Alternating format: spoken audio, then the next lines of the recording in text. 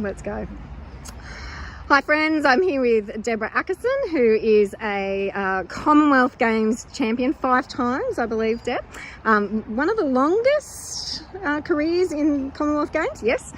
Twice Olympian, 2-time Olympian, more medals than I can count, I reckon. And Hall of Fame in weightlifting. So unbelievable. I am fangirling all over the place here. Deb, I just wanted to ask you a few questions. Hopefully we'll get to have a few more conversations. But yesterday it was announced that this male swimmer, Leah Thomas, has been announced or nominated for award of Woman of the Year for the National Collegiate Athletic Association in America. And I'm just wondering, what are your thoughts about that, Deb? Oh, just straight away when I hear that, because I actually hadn't heard that yet till just recently. I suppose it brings a lot of emotions, and one emotion is just angry, frustrated, and I guess also as a female athlete, so many women are being overlooked for this award. It just is an incredibly frustrating, why have this award for women when you're going to allow biological male to be in the running for it, so it's very frustrating. I feel quite deflated really thinking about that.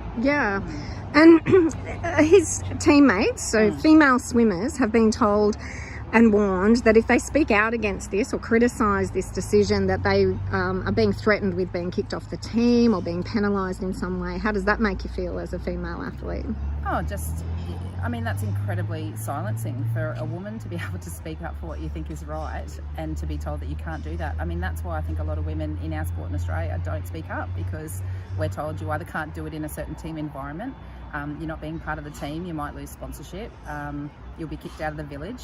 Whatever that is, it's just incredibly silencing that you can't even talk about your feelings. We're in a society where everyone can do whatever they feel like doing and, be so open about your feelings and your choices and go with your heart and everything else.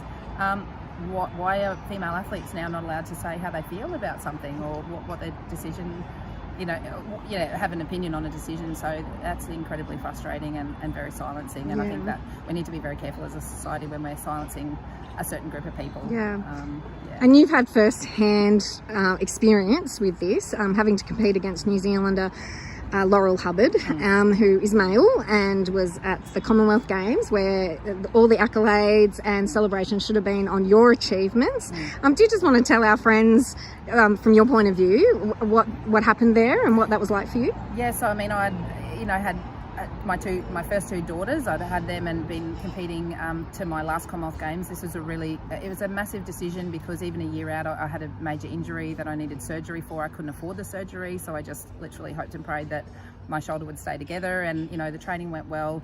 My coach had all this belief in me and put the hours into training. My family supported me. It was a lot of hard work to get to this final competition as a mid-30-year-old, competing at my last Commonwealth Games. And really I did it because it was a home Commonwealth Games at the Gold Coast, and I just felt like it was the right thing for me to do, and everything all came together great. I made the team.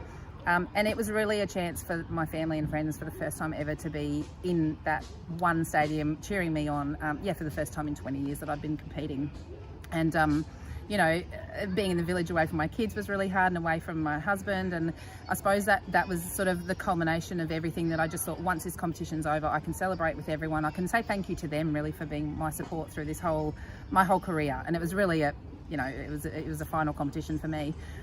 So to know that the final competition was this big media circus about a transgender athlete, that was really hard at the start. But then to be asked by all the media post-competition, this was me celebrating, saying, my goodness, this is my career, and to be only asked about how I felt about a transgender athlete, which I wasn't supposed to be answering and wasn't supposed to be talking about anyway.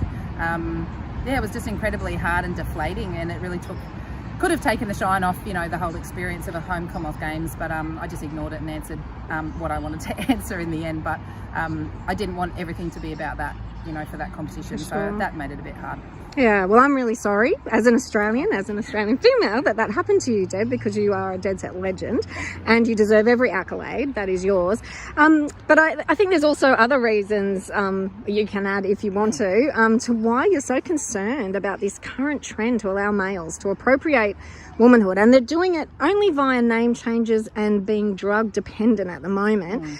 So there's so many of the issues which you've touched on and is so amazing, but you have other concerns as well about this? I mean, you know, when I was the national director of my sport, I mean, my concern was also for the athlete, thinking that, you know, of the understanding that if we do things to our bodies, there's consequences for it. And, you know, as a female athlete, I've been drug tested a lot of times to prove that I'm not on testosterone or any other drug.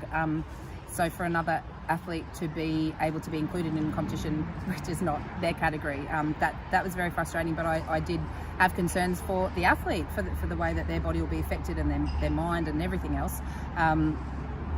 I've got 3 daughters, so obviously for my girls to be in sport is, well, they're going to be in sport and they're going to be elite athletes, I hope, and they better be. And so, you know, my concern is for them. One's doing judo at the moment, and I just think I know what it looks like for her to train against boys, and what it, just the difference in age and strength and all that sort of thing.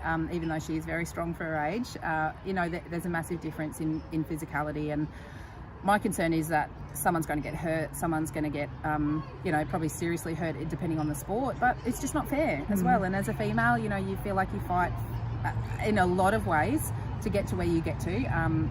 I'm very competitive, and so, you know, I've always been competitive with my brothers and with my, you know, with the other boys at school that I was playing with as a kid. And I guess you kind of get to elite sport as a woman and finally go, great, I'm in a fair competition. Now it's all of us against each other, see who's the best. And when it's not like that, it's just incredibly deflating. And I do feel that women are gonna, well, young girls are probably not even going to try certain sports just because they know they're not going to win. I'm worried about injuries, and I want my daughters to achieve, and so I don't want them to be in an unfair situation. Even comparing my middle child, 6 years old, and she's competing in a mixed team, and you know, at 6 you can already see the difference in physicality with, you know, little boys and little girls. And I just think you can't tell them that there's no difference, because there is, and we all know that. So I think that's a big thing. Absolutely. Do you have an opinion on change rooms and showering and toilets and accommodation? Yeah, I mean, 100% no female should ever be forced to share a change room or a toilet with a male. I mean, that's how we should have it in society. Absolutely. And I mean, regardless of this whole topic, girls and boys are all going to go through their own, you know, their own feelings about their own body. And I just don't think, I mean, one of my daughters already doesn't want to be, you know, changing in front of other kids at school, and you know, in a swimming situation. And I think that's just something that needs to be protected, because we'll look back and we'll maybe have stories in 10-20 years about all these things that happened that we didn't know about, that people kept secret because they didn't want to say. So I just think we need to avoid all that. Well, thank you for your courage and your conviction, and for speaking out. You have experience, you have authority in this, and it's just so great to call you friend. And just want to say thank you. Is there anything else you wanted to add to that? Oh no, just I really appreciate, you know, being involved with a great group that's fighting a really good cause. And I just think you can't be a bystander in this. Somewhere along the way you're going to have someone ask your opinion, or, you know, you need to be, I've just found that the more vocal I am about it and very strong on my opinions, and having the good reasons to back it up, really makes people listen and understand it. And particularly for me, being able to say that was me that competed against a transgender male, and then people kind of stop and think, oh wow, so you know what you're talking about. And I think that's just really important, is know the facts and get schooled on it, so you can be able to speak up when you need to. Oh, thank you so much, Deborah Acason. You are a legend. Thanks.